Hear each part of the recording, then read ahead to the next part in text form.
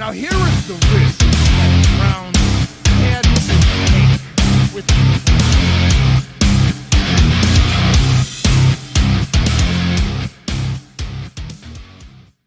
I love you, Cleveland, and I love you, Ohio. And a very pleasant welcome to this week's version of Bonus Time with Drennan here on the Big Play Sports Network. Hi, I'm Bruce Drennan along with Ryan Smith. Welcome back, Ryan. I know you had all kinds of car problems last week. Good to see you here for today's show. Yeah, you know, Bruce, honestly, it's a miracle I'm here today. Monday, I woke up, I was sick as a dog, 101 fever. So right after my car fiasco, the weather got me under. I was down horrible, Bruce. Yesterday, I felt a little bit better, but still really bad. Luckily, I felt good enough to wake up this morning, so I didn't have to miss 2 bonus times in a row. Oh, good. It's good to have you back. I'm glad you're feeling better. My goodness. Pat did a great job, but it's always good to have you in your chair. Of course, I'm still coming your way from Cape Coral, Florida. This show and next week's show will be the last ones that we have from Cape Coral, and then I'll be returning home to our beautiful studios in downtown Cleveland. I want to start today by paying tribute to Larry Dolan, who just passed at the age of 94. St. Ignatius grad, went to Notre Dame, was a U.S. Marine, prosecuting attorney for Geauga County, purchased the Cleveland Indians in the year 2000 from Dick Jacobs, 26 years of ownership for the family. Of course, it's been many years now since he has turned over the reins to his son, Paul. From 2013 to 2024, the Indians, and now Guardians, enjoyed the third most victories in the entire major leagues. A lot of people don't know that. 7 American League Central titles, 2 wild card appearances, and 3 ALCS appearances, 1 World Series in 2016. The World Series has eluded the Dolan family. That's what Larry wanted the most, but we mourn his passing at the age of 94. I knew him well, a fine, fine gentleman. All right, let me shift my attention to the Browns, Ryan, where I still believe that we are light years away. Isn't it time to face it? Those who argue that we were so close in 2013 should be reminded. If it were not for Joe Flacco's amazing comeback to save the season, we wouldn't have even made the playoffs that year. And even with the miracle worker Flacco, let me remind you, we were soundly defeated by Houston in the playoffs by a rookie quarterback out of Ohio State. Face it. As I've said a million times, if the Watson experiment fails, it will set the franchise back at least an additional 5 years, at least. What I'm trying to do is expedite the process in getting this franchise into serious contention for the Super Bowl, which you wonderful fans haven't enjoyed since the 80s. The Browns not only should trade Garrett, but Denzel Ward and Njoku, even Batonio, if it persuades him to not retire so he can at least sniff the Super Bowl with a contending team before he does retire. Now, the Pro Football Focus, you may be aware of, has Myles Garrett ranked the number 2 player in the entire NFL. Only Baltimore quarterback Lamar Jackson ranks higher at number 1. The PFF rankings are based on the recently completed 2024 season. Past or future play is not accounted for in the PFF. This is solely based on performance. The PFF lists the top 101 players from the 2024 season. Myles Garrett is the only, I repeat, the only Cleveland Brown in the top 101. Now, what does that tell you? If the answer is the answer, perhaps that fans and the Cleveland front office people think that we're not that far away, but they're wrong. We don't have enough talent to add a piece or two and all of a sudden in 2025 become a legitimate contender for the Super Bowl. Come on, come on, come on. I think the Browns should take a quarterback at some point in this upcoming draft, third, fourth round. Maybe it's Milroe out of Alabama, Will Howard of Ohio State, Riley Leonard of Notre Dame. Get a veteran free agent quarterback for next season, Kirk Cousins, Case Keenum. But to rebuild to become a legitimate Super Bowl contender should be the criteria. Adam Schefter says that the Browns will take a quarterback at number 2. And Ryan, you've heard me say I'm not convinced that indeed Ward or Sanders is going to be that franchise guy, and particularly here in Cleveland. Your comment? Yeah, I mean, I'm of the mindset of you're in this situation because you don't have a competent quarterback, amongst other reasons. When you look at the litany of holes on this team, as you just mentioned, Bruce, we're not one or two pieces away that you can sign in free agency and become a real competitor for the playoffs or, God forbid, a Super Bowl, hopefully one day. But I think if you're looking at you're at the number 2 spot, I understand that maybe Cam Ward or Shedeur Sanders aren't a highly touted prospect as a Caleb Williams, Jaden Daniels were like the first 2 quarterbacks taken in last year's draft. But at the end of the day, I'm conditioned to believe nobody knows how these guys are going to pan out. Right? Shedeur Sanders could come to Cleveland and be the hero, or you could come to Cleveland and be another name on the long laundry list of failures that have come to Cleveland. The way I look at it is the worst thing that happens is you draft him, he's a bust. Well, guess what? You're in the same position you are this year, and you go get a quarterback next year. So I understand the hesitation too, but at the same time, Bruce, I'm a little okay. I actually am okay with it because I believe the sole main reason that you're in this position to draft a quarterback is because that's what you're missing the most. Well, I don't know if we're getting any further indication after the combine, which of course has already begun. 329 prospects in Indianapolis. The NFL draft in Green Bay is Thursday, April 25th through the Saturday, the 27th. Tennessee drafts first, we're second, then the New York Giants, New England's fourth, and Jacksonville fifth. Quarterbacks that will be available besides the aforementioned Jackson Dart of Mississippi. I don't want him. Quinn Ewers of Texas, Dylan Gabriel of Oregon. We mentioned Howard, we mentioned Leonard, we mentioned Milroe, Sanders, of course, and Ward. Travis Hunter might be the guy to pick, or Carter, if indeed you do trade Garrett of the, in Hunter's case, at Colorado, playing under Dion, 713 offensive snaps for Hunter and 748 defensive snaps. Although at the combine, he's listed as a defensive back. I don't know. I just think, to tie in with what you're saying, Ryan, here's the other factor. The Browns are in such a brutally tough division. Baltimore's clearly a better team. Pittsburgh is clearly a better team, even with the quarterback problems that they've endured since Roethlisberger retired.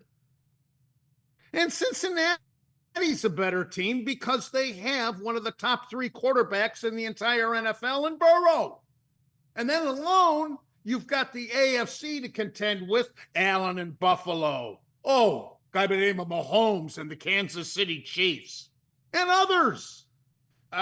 It's a real dilemma we find ourselves in. I don't envy Barry. I don't envy him at all. I wouldn't want that job, but I'll tell you what, because this Watson experiment has blown up, it's very precarious about the future of the Browns. Very, very iffy on what they should do, what they will do. Will that be the remedy?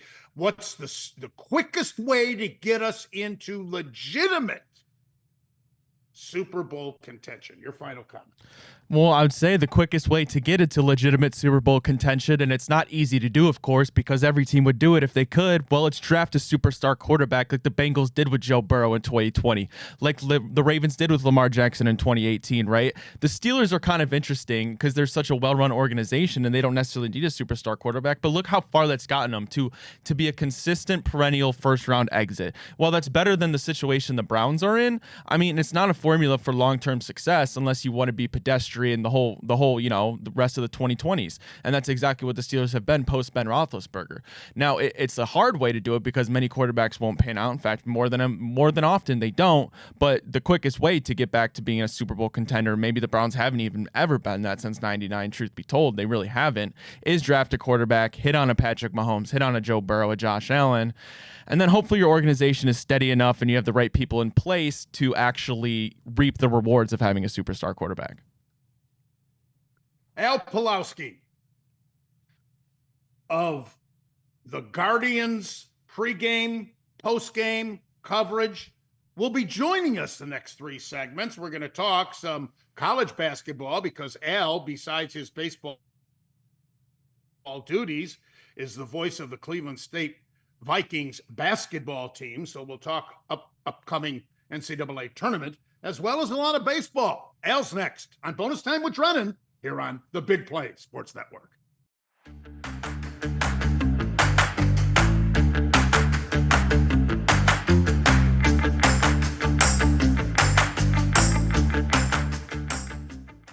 Well, it's great to welcome my old pal Al Pawlowski. Of course, you know him from the Indians, now Guardians telecast, pregame, postgame host, and he will be in that same capacity in the new Cleveland Guardians television deal and network, if you will. Al, good to see you, bud. How you doing?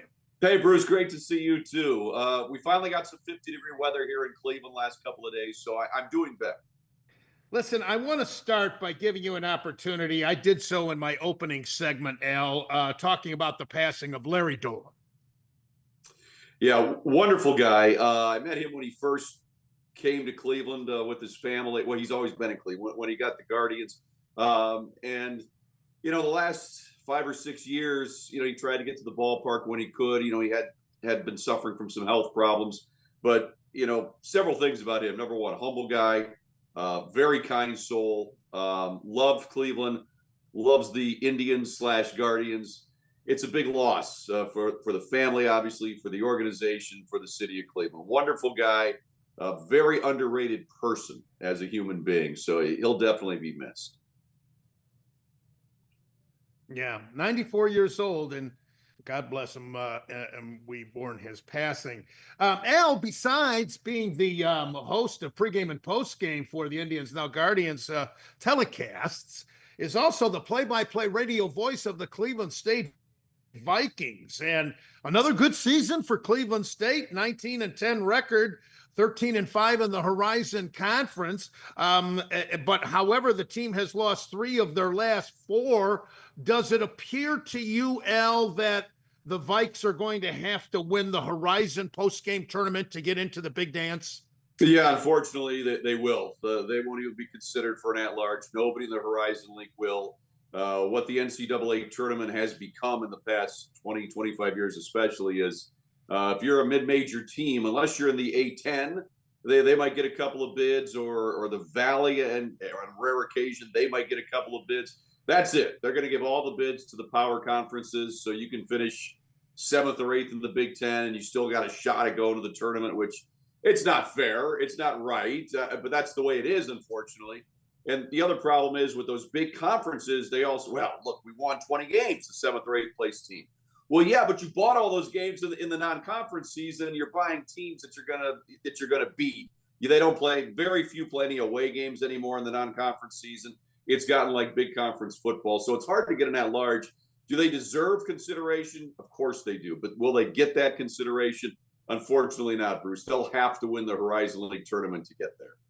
And of course, teams like CSU do schedule non-conference games early in the season against traditional power conference teams such as Michigan, where the Vikes got blown out, but very competitive against both Kansas State and Minnesota early this season.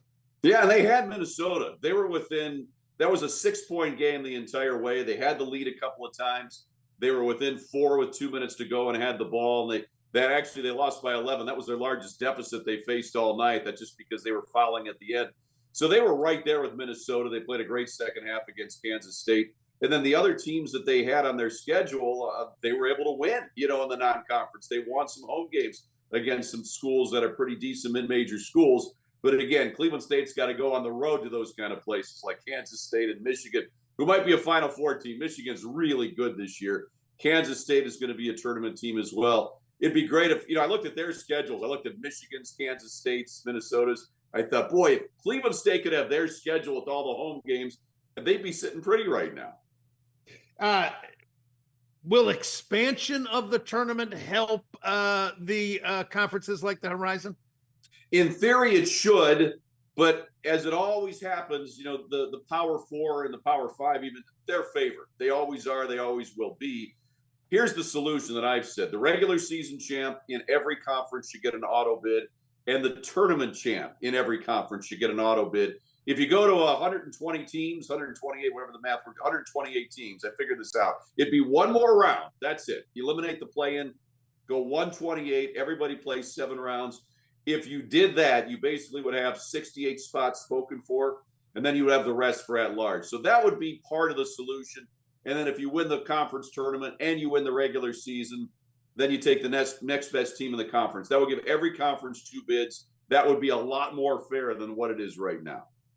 Let me shift gears with you, Al, and talk about the Guardians' new television deal. We announced it last week. We had Curtis Danberg, Vice President of Communications, who you know so well, on the show, explaining it as best he could. I still think there's quite a few questions, although the Guardians MLB are launching this Guardians television network in 2025, and this is the first local direct-to-consumer streaming option available at Cleveland Guardians Television.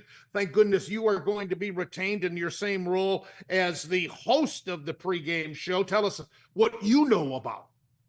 So we'll be doing pre and post game for home games. There won't be a pregame on the road. Right now it's available on the MLB TV app. You can get that for, I believe it's $99 if you get it right now, and you would get all the Cleveland Guardians ones. I think it's $200 and you get the whole season for everybody. So it's a pretty good deal right there. And I know that they are working on a linear deal, and linear for those of you that are uninitiated, that's cable, that's direct TV streaming, for example. So they're working on getting deals with all of those places as well. Now, this is in the long run, according to Curtis Danberg, going to increase the possibility of viewership participation from the fans 235%. From what was our old network where you and I worked for so many years, a possible 1.6 million to now a possible 4 million plus. So that's a good thing in the bigger picture, but that's a little down the line, is it not? Yeah, the good thing is the blackouts are going away with this package now with MLB TV, because if you recall in the past, if you got the MLB TV deal and you were in the Guardians territory, you couldn't watch the Guardians game on the app. You had to be outside the Guardians coverage or the TV. I think it was a 90 or 120 mile radius. That's gone now. So you can buy through MLB TV and be able to watch it on the app no matter where you are. That's the biggest thing that will increase the reach. And then once the linear deals are complete, you'll still have those traditional ways of watching it too. Now, a lot of the mid-level markets have gone either this route or re-upped with their old regional sports network like you and I worked at. So it's kind of half and half right now, but I don't know. Is this the path of the future?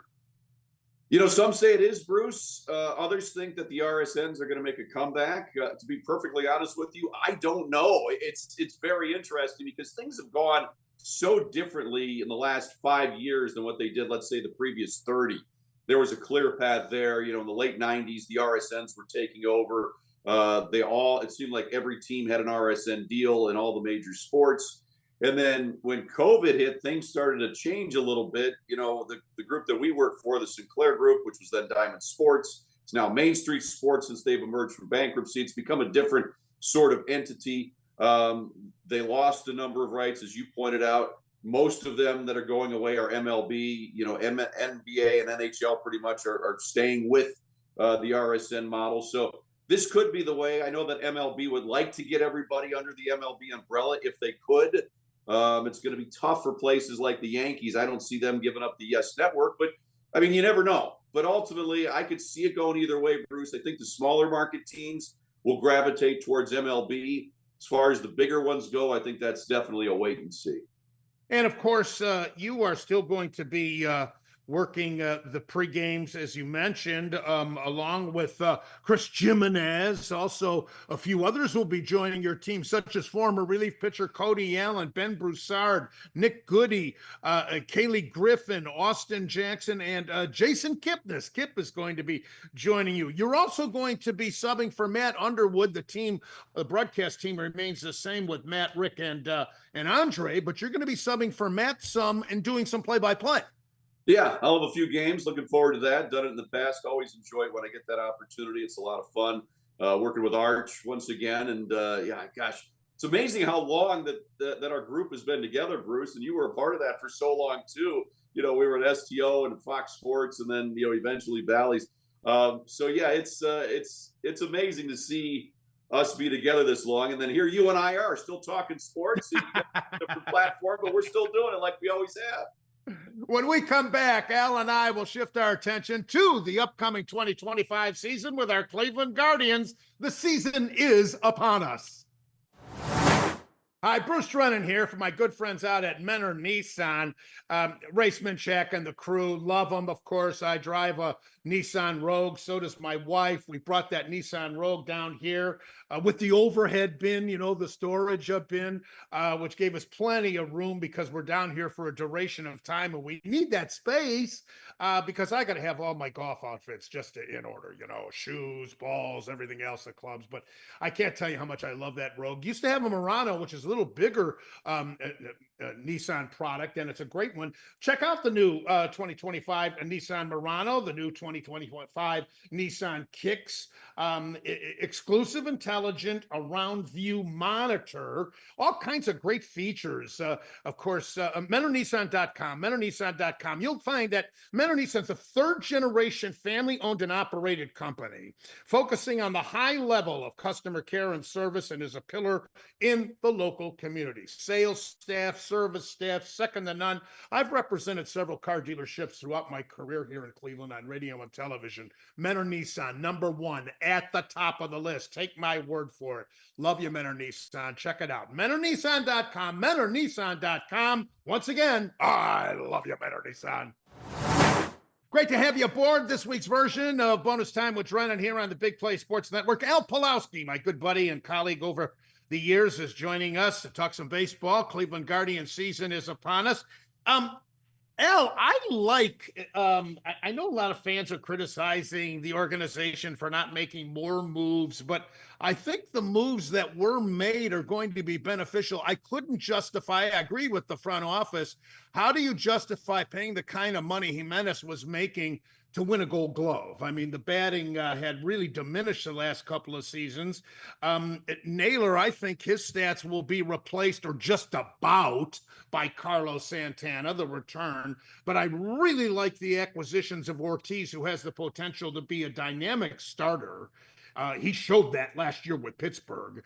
Cecino, but the big one is Seawald. This guy was a great closer in the major leagues. Now he's going to be a setup guy for Clase, which was already the best bullpen in baseball. Yeah, Seawald had a fantastic 2023 in the postseason with the Arizona Diamondbacks. He was a big part of that regular season run, and then to get him to the postseason. If he can regain that form, he had to deal with some injuries last year and wasn't quite the same. But if he can get back to that, and the way he throws, Bruce, I mean, he's never been a power arm. So those kind of guys can last a little bit longer. I know he's 35 years old, but like you, he's got the track record. He can pitch in a myriad of roles. So he could pitch in the 6th inning, 7th inning, 8th inning, or he could close for you, as you pointed out. So I like that acquisition a lot. Talking about Josh Naylor, good guy, and when he was hot, boy, he was one of the toughest guys to pitch to. Problem was last year that the streaks were fewer, the hot streaks were than they were in the years past. Defensively, obviously, he never quite got to where they wanted him to go. He's got a chance to bounce back in Arizona, of course, and maybe be a little bit more consistent hitter, but at the same time, you know what you're going to get with Carlos Santana. They were able to sign him for basically the same money that they would have had to pay Josh Naylor in arbitration. So you get a guy who's coming off his first Gold Glove season, so you improve your defense at first base. Carlos is going to get on base. He's been doing that his entire career, and you can hit him, anywhere really 1 through 4 in the lineup, and he still has a little bit of power too. So that's what you get there. Andres Gimenez, yeah, I really liked him. Loved watching him play defense. One of the best defensive second basemen that I've ever seen. He and Robbie Alomar were right there as far as Cleveland guys go. I think those two were very comparable defensively. Offensively, unfortunately, Andres never took that final step to become a Robbie Alomar type player offensively. A couple of years ago, it certainly looked like that potential was there. The potential is still there. He's still young enough. He could still be a 300 hitter for Toronto. He has more power than a typical second baseman. But the last 2 years, Bruce, yeah, the consistency simply wasn't there. Now the contract kicks into where it starts becoming bigger bucks. You had the opportunity to get a young arm that you liked in Ortiz when he did the 3-way trade. So it's a deal that Cleveland had to make. Yeah, and the rest of the ball club, I had said last year with Lane Thomas when we got him and fans were criticizing him, I said, listen, I tried to get this guy on my fantasy team and I was outbid. Give him a little time. Get acclimated to the American League. This guy's a ball player. And look how he turned out. So I'm so glad that he's back. I think a real key, though, in the lineup, particularly in protection of Jose Al, is going to be the further development of Manzardo and Noel. Yeah, you're 100% right. They're expecting big things for Kyle Manzardo this year. Now is his time to really take hold of a regular position. He's gonna be in the lineup most days. He's gonna be in against the righties. You've got Santana to play first, but they're gonna work Manzardo in there a little bit. I know he's been doing work in the offseason and now in spring training. His defense at first base, they wanted to improve. So they feel he's taking steps along those lines. Still is not where you feel comfortable putting him there every day yet, but he's taking strides toward that. As far as John Kenzie Noel, the guy showed you his power. He's got, immaculate power. The question is consistency. Is he going to be able to do that? Is he going to be able to 2 strikes? And he showed signs of this. With 2 strikes, can he go the opposite way and cut down on those strikeouts? The book on him was an obvious one. I'm not giving away any secrets. Breaking ball low and away. That was the one that he would always go for. It was the book coming up through the minors. Again, incremental improvements there on laying off that pitch, recognizing when it's a slider, laying off of it.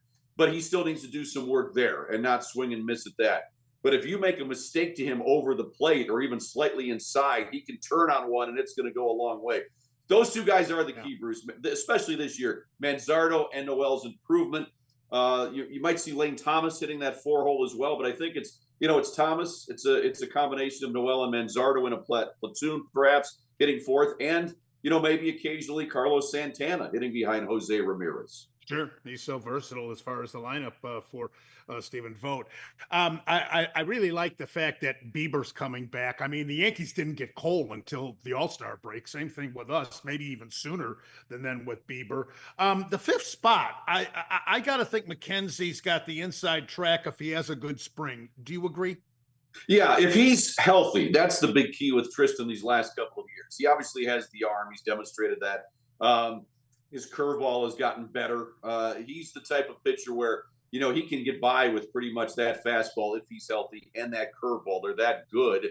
As a starter, he's got other pitches too. You like to have a starter have more, but those 2 pitches, when healthy, plus pitches. So yes, he definitely has the inside track.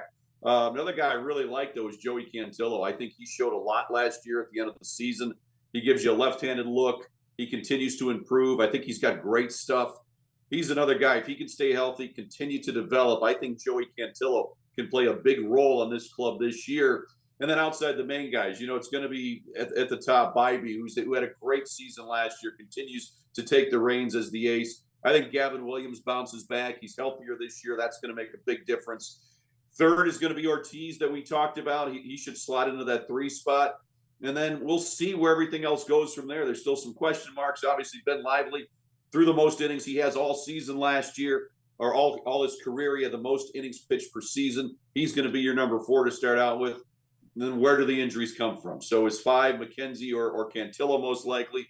Who follows them? They really like Slade Ciccone and his arm that they got from Arizona. Is he a bullpen guy or is he a starter? They've got some depth there now, but can that depth come together? Can the young guys continue to develop? Can the older guys now? There's a few older guys in the system that they've got that are ready to step in. Logan Allen is becoming an older guy now. He's still young, but an older guy in the organization. Can Logan find that consistency that he showed flashes of a couple of years ago? So some questions there, Bruce, but they've got a lot of arms, and that's good news. Well, we'll conduct another short segment with Al in just a minute. We'll take another break here. Al Pawlowski, my special guest on this week's version of Bonus Time with Drennan here on Big Play.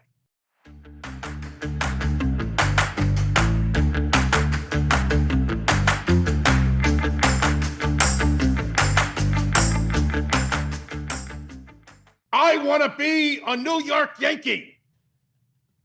I'm coming out of the closet. I've always wanted to be a New York Yankee. See what you're missing, Johnny Damon? How about that, Al? Who you look like that one of those bullpen guys that played for the Indians about 6-7 years ago, that short guy that got him from the Rays. I don't know why his name escapes me right now, but that's what you remind me of with that beard on. Well, how much longer do I have to keep it on? It's itching the heck out of me. Let me tell you, it's going up my nostrils, for God's sakes. I can't even keep the mouthpiece in shape here. At any rate, what did you think of that move? Oh, well, what do I say? I mean, the Yankees are the Yankees. They're going to win the East again, right? It certainly looks like they're going to win the East. They just keep adding guys. Here's the thing. I think they'll be better. Well, yeah, that's the scary part. For the people that have been saying for the last few decades, like, payrolls don't matter. You don't need a salary cap in baseball. I mean, just look at the Yankees. Well, they haven't won the World Series since. Okay, sure. Here's the problem. The Yankees every single year are in contention, and they can outspend their mistakes. They can make mistakes left and right. Other teams, unlike them and the Dodgers, who can outspend their mistakes, other teams can't do that. It's harder for other teams to compete. And I love the argument, too, Bruce. Oh, there's always a smaller market team that's involved. Well, sure, but it seems like there's a different one every year. The Guardians are one of the few. The Indians/Guardians go back to 2013. They're one of the few that are in contention every year that are not from a major market. That's the problem. They've got to do something to fix that. They can't have the payroll disparities they do. I mean, look at the Mets this year. I mean, Steve Cohen just starts another hedge fund and he can go buy like 2 or 3 more players. It's incredible. Yeah, I thought the key for the Mets is keeping Alonso, because had he not kept Alonso, you're replacing Alonso's numbers with Soto. Soto's a better ball player, we all know, but now they've really added to that lineup. Boy, this thing sheds and everything. My God. The division that we are in, going into last season, was considered the weakest in the major leagues, and there were 3 teams that made the playoffs. Right. I think it's going to be a 4-team race, Al. I really do. I'm so glad the Tigers didn't get Bregman. Yes, that would have not been good. And some of the guys that they did sign, I love Alex Cobb's talent. I do. I mean, when he's healthy again, he's still got one of the best sliders in the game. But I mean, the poor guy hasn't been able to stay healthy now for years. They spent a lot of money on him. He's already got a hip issue. I don't know if he's going to be healthy. I think the Tigers are the team with the Guardians right now. Those are the top 2 teams in the division. You could pick either one to win it. The Minnesota Twins are going to be right there. The Kansas City Royals are going to be right there again. So you've got 4 legitimate teams now, Bruce, in the American League Central. You could make an argument for. You really can't make one for the White Sox. So the way life goes, they'll probably win the division because nobody's going to pick them. But yeah, they're pretty far away. This is going to be a really competitive division in the Central. And Kansas City really didn't do anything in the offseason to improve upon what was an incredible comeback after losing over 100 games the year before. But I agree with you about the Tigers. And I think the pressure's really on the Twins because, with Correa and some of the big Buxton hasn't been healthy and it seems like a decade. Right. Guy's got such extraordinary talent, but it's going to be a very fascinating division all season long, and it'll come down to head, don't you think? I mean, that really looks that way, Al.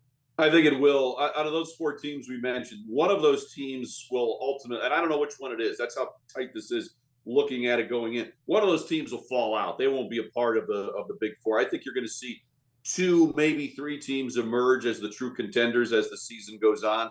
You bring up a great point about Kansas City. I think they had a number of guys that had career years last year. They're still young. They're still on the uptick, so you can still make an argument for what they have. Detroit has added, as we talked about. But, yeah, I think, you know what, because it's going to be competitive, and at the head-to-head that you brought up, if you win 90, 92 games, that might be enough this year to win the Central because it's so evenly matched. It really is. Yeah. It's ungodly the money the Dodgers are spending to put this. I mean, they could have like a 9-man starting pitching rotation, for goodness sakes. Kershaw's not even involved. Right. Bruce, it's an all-star team. That's what the Dodgers are. They have an all-star lineup. They have an all-star pitching staff. Pretty much when you play them, you are playing an all-star team.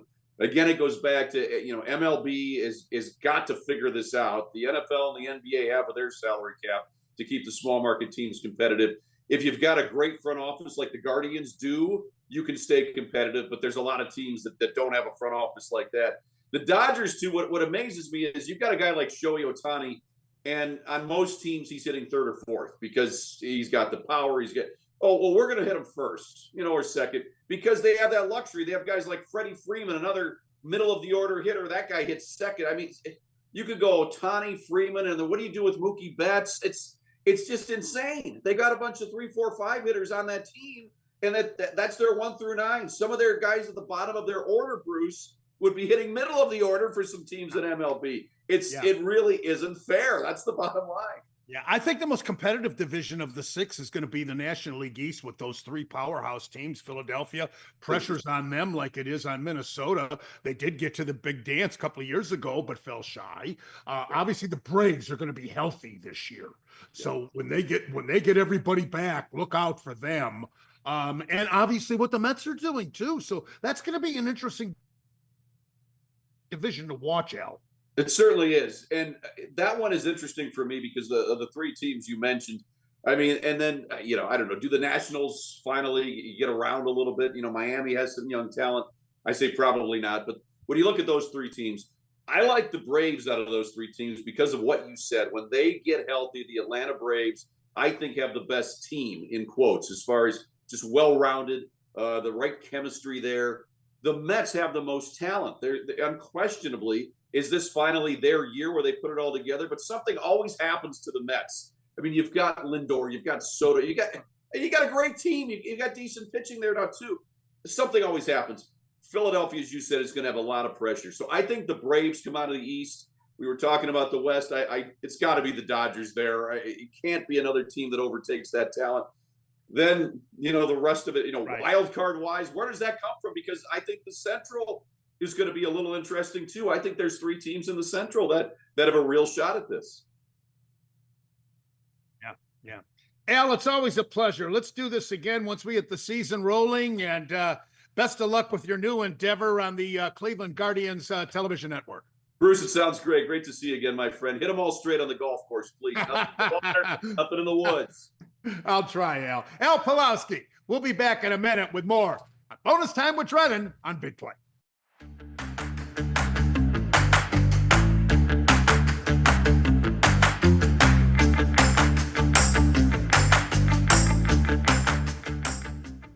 Well, our thanks to Al Pawlowski, and I don't know if I could have gone much further with this, Ryan. My God, it was itching, it's shedding all over my clothing, my beautiful Greater Cleveland Sports Hall of Fame shirt that I'm wearing today, and My wife sent away for this. Can you believe it? Just to make the point about the Yankees and them now allowing beer. I don't know if that's going to help them. They've been pretty successful with their clean shaven look over the years, but we shall see. Yeah, Bruce, you told me you were going to do a little bit with Al pre-show, but you didn't tell me exactly what it was. And I got to admit, that had me laughing. I didn't expect you to pull a full beard out. And I'm jealous because I'm 24 and I cannot grow a beard for the life of me. Just a mustache if I want it, so I could play for the Yankees. I guess now it wouldn't matter. But if I ever wanted a beard, I could play for the Yankees now, which is pretty cool. I have from reliable female sources, you look just fine, Ryan. Thank you, Don't Bruce. worry about it. I want to shift gears to the Cavaliers, who again won last night over Orlando, 122-82, 48-10 now, sports the best record in the entire NBA over Oak City, who's now 46-11. Ty Jerome, 20 points, 21 minutes of action. Strus, Mobley, DeAndre Hunter, all had 17 each. Cavs shot 56% from the field. Garland's still out with the hip injury. Cavs looking good, though, Ryan. And what a nice addition. We had Gene Winters on our show last week talking about Hunter and this trade. And it looks like the Cavs are bringing him off the bench. That's his comfort zone. Boy, what a guy to bring off the bench, huh?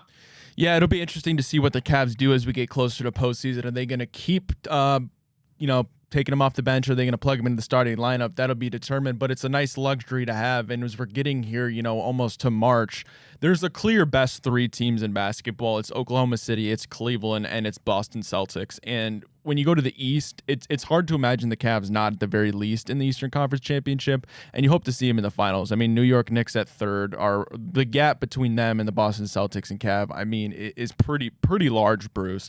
The Cavs have size, length, athleticism, shooters, defense. I mean, you name it. It's hard to find a flaw in the Cavs roster, and Kenny Atkinson has done a tremendous job with his minutes to when we get to the postseason. You're not going to be seeing, the fatigue that you're going to see on the guys like Knicks, who Tom Thibodeau has his guys playing 40 minutes, and when they get to the postseason, he's going to be playing 45 minutes. The Cavs' luxury, which they didn't have in the past, was you're able to rest guys like Donovan Mitchell. You don't have to, play Jared Allen, Evan Mobley for 40 minutes a game because of guys like DeAndre Hunter, who can come in and guard really 1 through 5. So just another add to a tremendous Cavs roster. And at this point, Bruce, as I said, it's really hard not to imagine them and the Celtics being the two that are going to represent for the NBA Finals. And speaking of the Celtics, that's the Cavs' next game, Friday evening at Boston. And the question I think all of us want to get answered, are the Cavs going to be physical enough to win the East? That's been the obstacle. Obviously, a couple of years ago against the New York Knicks, and even in a victory against Orlando a year ago, that Orlando team was quite physical against the Cavaliers. So that will be the question, because the officials let them play more in the NBA playoffs. No question about it. We come back. It's time for the Ask Bruce segment. That's next on Bonus Time with Drennan. Big play.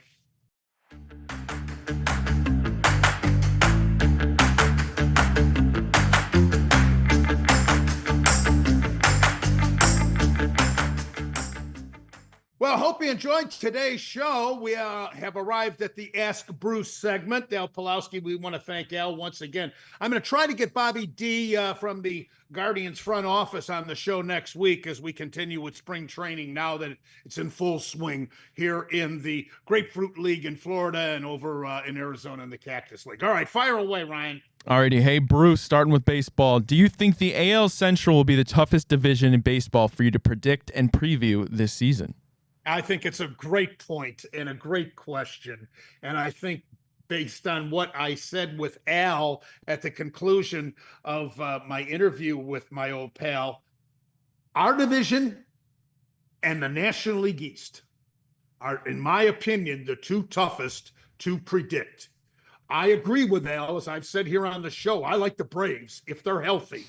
And in our division, I'm going to be a homer. I'll leak it before I make our official predictions. But I still think with this best bullpen in the majors, if we get the game into the 5th or 6th inning and we are leading or tied or down only 1 or 2, the Guardians are going to be a very tough team to beat, because that bullpen is indeed the best in baseball. Alrighty, hey Bruce, if Juan Britos/Angel Martinez take control of the second base job and Brian Rocchio cements himself at shortstop, what do you think will happen to Travis Bazzana if he is ready in August? I don't believe he will be ready in August. I don't think the Guardians will allow him to be ready, if I may. In other words, even if he is ready, they're not going to do it. They want to maximize the length of years that they can get out of it. They don't want that clock to start ticking on Bazzana.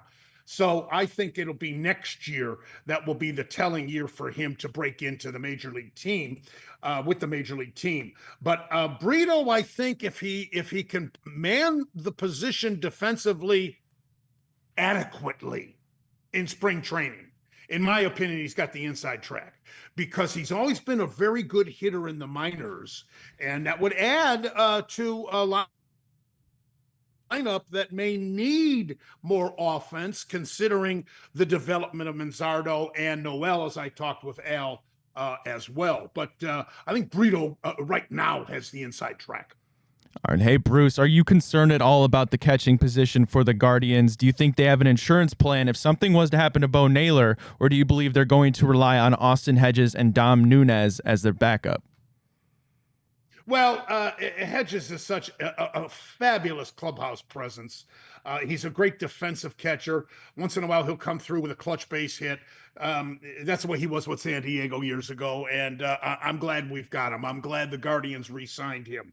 It is put up or shut up for Naylor. I mean, he's now gotten his feet wet in the major leagues. It's time for him to show his potential offensively, and of course, with the tutoring of Austin Hedges defensively, he should improve in that area too. But it's a very valid question about young Bo Naylor. It's time that he shows that potential and starts rising. Alrighty, last one. Hey, Bruce, do you believe Eric Sabrowski is going to be the number 2 left-hander out of the bullpen this season for the Guardians? Boy, that's a good question, too. I'd like to have 2 lefties in that bullpen rather than just the one, even though the rule changed a couple of years ago with the 3 batter minimum that they have, but it's always healthy to have 2 lefties in that pen, and he showed himself last year too. That's the beauty of this bullpen.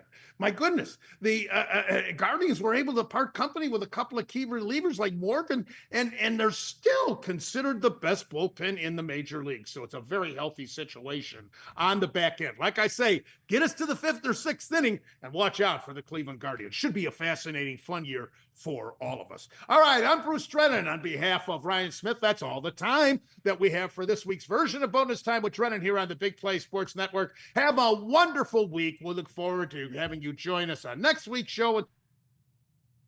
Until then, as always, and most importantly, you remember